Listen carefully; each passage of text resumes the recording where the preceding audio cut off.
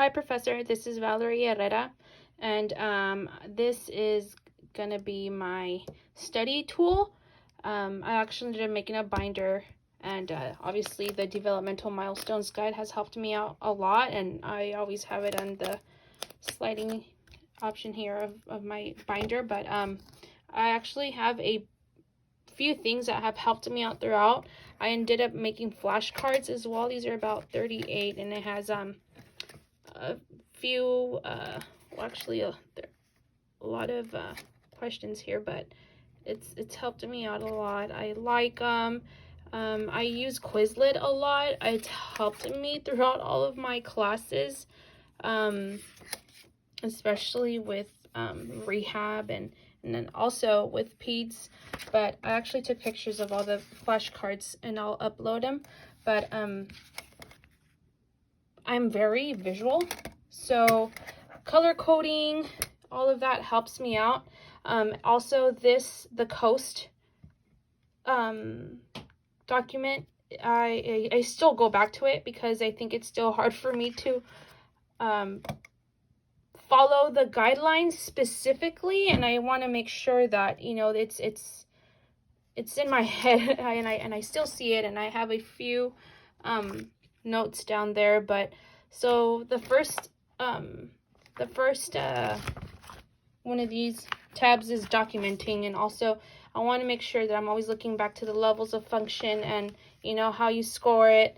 And then also the CPT codes that you provided us also, that was a lot of help, and I always want to make sure that I'm looking back and making sure that you know, I'm writing the right document or right code. And so I have this here. So I'm going to start with the infant assessments. I use this grid, and it pretty much has helped me with pull it out, with the assessments. So pretty much it's any assessment that I would use for the focus method and population, who it would help, neonatal, overall development. So it starts from neonatal and goes all the way up. Also has visual motor perception. It's a really good handout that I've used. Sensory processing, again, what assessment I would use. Play, how would, you know, what population, psychological, social participation. So this is a really good handout, and again, that's something that I've been using. And also this handout, I took it out when I was, I believe, in the first semester with peds, not the first semester, but the first class of peds. I thought this was a really good handout that I've been referring back to as well. And then also, like I said, I'm very visual, making sure that I have my grasps, because if I just read it, I won't remember it, and I have to have pictures. So, you know, radial, digital, palmar, supinate, pronate, making sure that I know those. And then the grasping patterns, at what age. Again, pictures, and that's what sticks in my mind. And then also I have the infant reflexes, you know, when it starts, the responses, the importance of following the guidelines and making sure that we pick up the reflexes when we're doing an assessment. And then also I actually ended up finding this handout when I was actually, I'm in one of the NBCOT groups. It's a group, but they share a lot of handouts, and they are very, very, very, very useful, and I loved this. And you know, red flags, we always want to make sure what we don't want to do. And you know, it goes from 0 to 6 years old, and so I really liked this handout.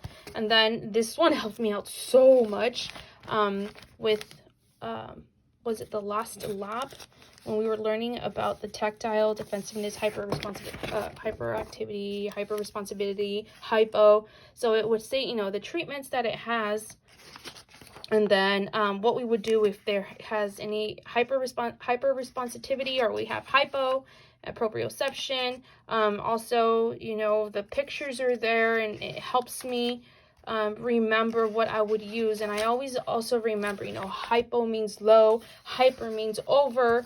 Kind of using my root words a lot too, so that helped me out. And then so I kind of spaced it out from, you know, when they're babies to when they're starting to go into the classroom.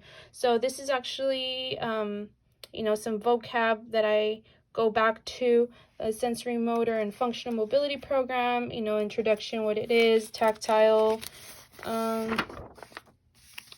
demonstration, hyposensitivity versus hyper, and then what would we look for if there's nonverbal communication.